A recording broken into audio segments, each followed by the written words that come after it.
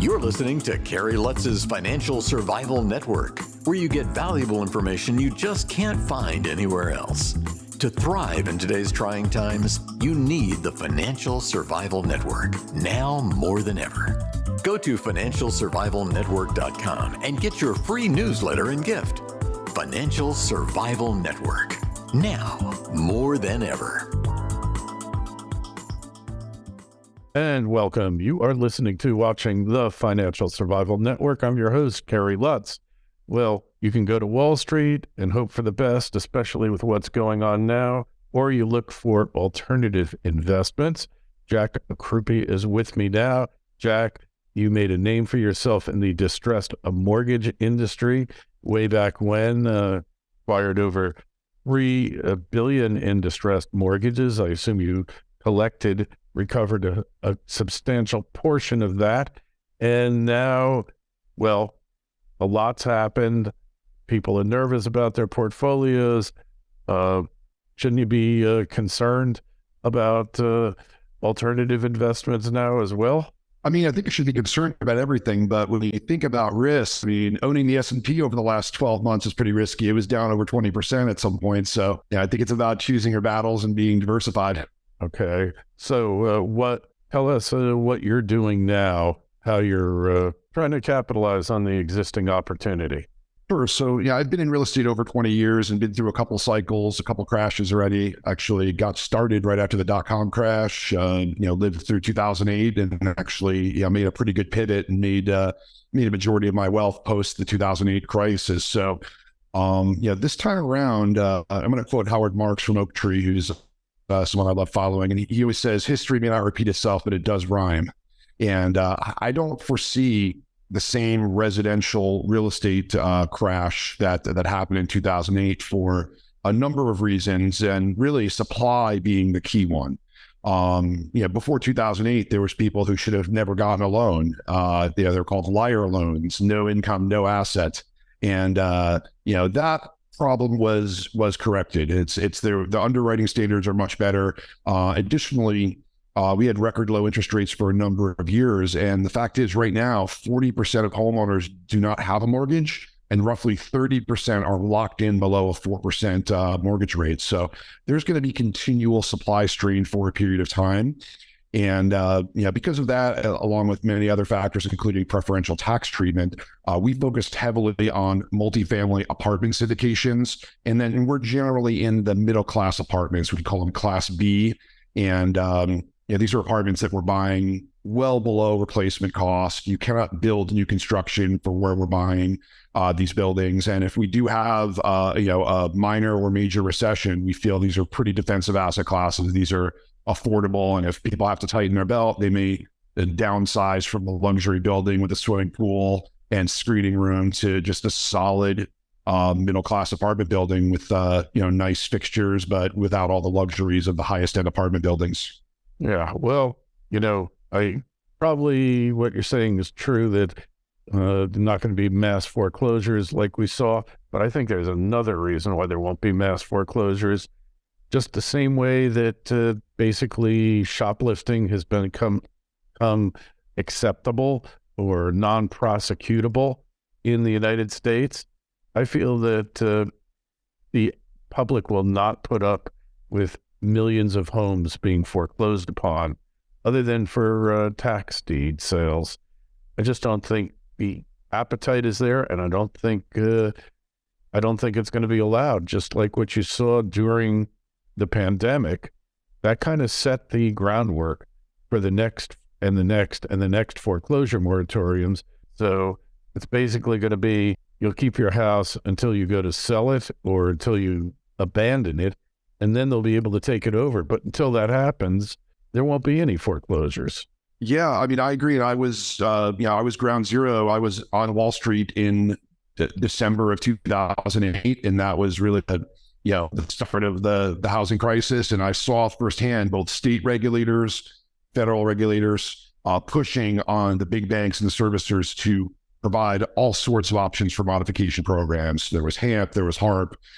In addition, as the capital markets grew and progressed, there was a lot of financial incentives just from Wall Street to modify loans. And things may have changed in recent months with the increase in interest rates, but we actually made more money modifying loans and selling them back to Wall Street than we did if we foreclosed. So all the incentives are there, both on the government side and sort of pushing with regulation, but also just on the incentives of Wall Street, just to find yield, at least when rates were close to zero. There was a large demand for loans paying 3, 4, 5%. Even insurance companies that wanted our low interest rates, we actually did a trade where we sold a portfolio that had an average interest rate of 3.6. And the insurance companies wanted that because they did not want loans to prepay. They wanted to buy them and match them to their annuities or their long-term payouts. So they actually had a demand for low interest rates. So yeah, you're completely right. It's a combination of government and Wall Street incentives pushing to avoid major foreclosure crisis, at least on the residential side. Now, commercial office buildings and some of those other sectors, that's a whole different story. Well, basically, as long as there's no recourse, the borrowers walk away from those properties once they realize that the party's over. But the other thing is, during the pandemic, the eviction moratorium, which still continues to this day in places like California, parts of California and New York, it's virtually impossible to get rid of non-paying tenants now in many states. So do you invest in states where they're landlord friendly to some extent? I mean, even in Florida, Texas, they have moratoriums on evictions. Yeah, I mean, we generally focus on the Southeast and the Sun Belt. So, we're heavy in North and South Carolina, Florida, Georgia. Georgia certainly has some, slow evictions. We're in Arizona and Nevada. Nevada, we had some issues in Nevada because judges are elected. And around the election time last year, the evictions all of a sudden got slower as the judges were running for office. So, we largely do focus on both landlord friendly, but also just states with the boundary. And that's generally been successful. In my past life in distressed loans, I mean, we had plenty of foreclosures in New York, and California was not as bad because it's still a non-judicial foreclosure state. But New York was the worst. It could take 5 years. And there was also professional borrowers that, and law firms that would just focus on, getting a retainer for $1,000 a month where the mortgage would have been $4,000, and just helping the homeowners delay. And they decided they could just pay a lawyer instead of paying their mortgage for 5 years to kick the can down the road and hope for maybe a modification in the future. I know somebody who's in California, non-judicial state. Her loan got passed around a bunch of times, wasn't well documented, but she hasn't made a mortgage payment or tax payment in 13 years. And the property got to the point where there was actually equity in it, but she's still fighting. They sold it, but they can't take possession of it. So it could be another 2-3 years while all this goes on. It's insane. Don't just survive, thrive.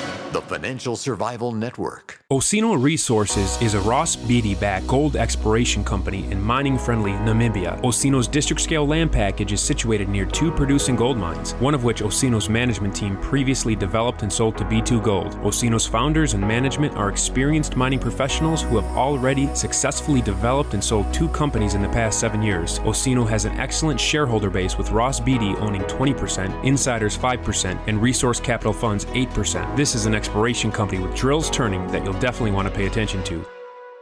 Osino trades in New York under the ticker OSIIF and in Toronto under the ticker OSI. To learn more, go to osinoresources.com. That's osinoresources.com. This is the Financial Survival Network, the information you need to thrive now more than ever. Yeah, Kerry, we've had a few of those nightmare scenarios, largely, for the most part. And the good thing about the private sector owning those mortgages is we had a lot more flexibility than the big banks. So if the story made sense, we would modify whenever possible. Unfortunately, there's just a subset of borrowers who probably should have never gotten a loan to begin with and really have no real feasible way to pay a reasonable mortgage payment. And those are the ones that unfortunately sometimes just have to drag out. And, we did our best to accommodate, but sometimes it just, the wheels of justice sometimes turn pretty slowly. Sometimes they downright don't even turn. So where do you think the opportunities are here besides multifamilies? And there's a lot of money chasing those properties. So prices have gone up very high. Maybe now that interest rates are going down, cap rates are going to go up. What are your thoughts? Well, as interest rates went up, I think cap rates certainly did move up to some extent, not as quickly and as much as interest rates went up. And you are right. I mean, multifamily is an asset class that I would say got frothy, special markets, Dallas, Phoenix. I mean, we were seeing entry cap rates below 4%. In some cases.